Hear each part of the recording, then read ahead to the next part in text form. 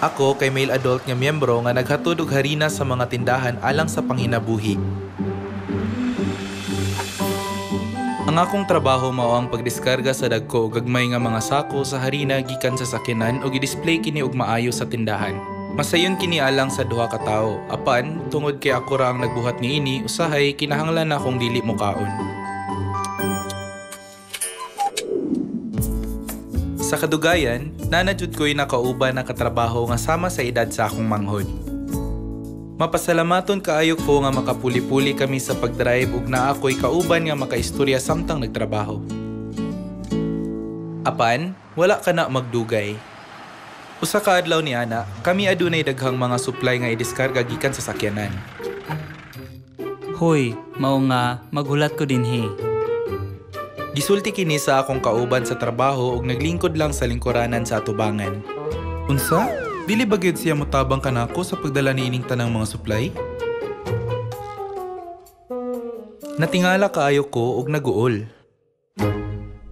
Kini nahitabo sa makadaghan nga mga higayon. Ug sukad niadto, ang tanan nga iyang gibuhat naghasol kanako. Wala na ko nalipay sa pagtrabaho uban kaniya. Apan usa ka adlaw, nakita nako ang mother stitching number 6 nga akong gipapilit sa akong sakyanan.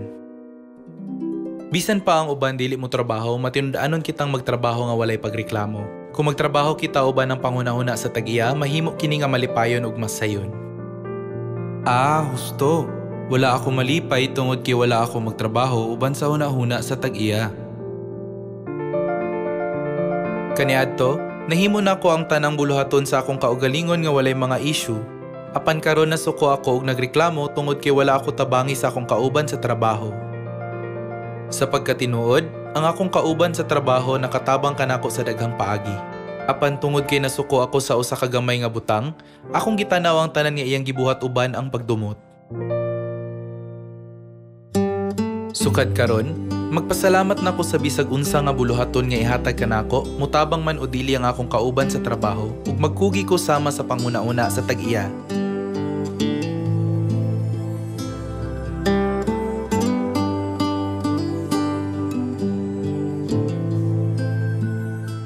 Bisan pa ang uban dili mo trabaho, matinud-anon kitang magtrabaho nga walay pagreklamo. Kung magtrabaho kita uban ang panguna-una sa tag-iya, mahimo kini nga malipayon ug masayon.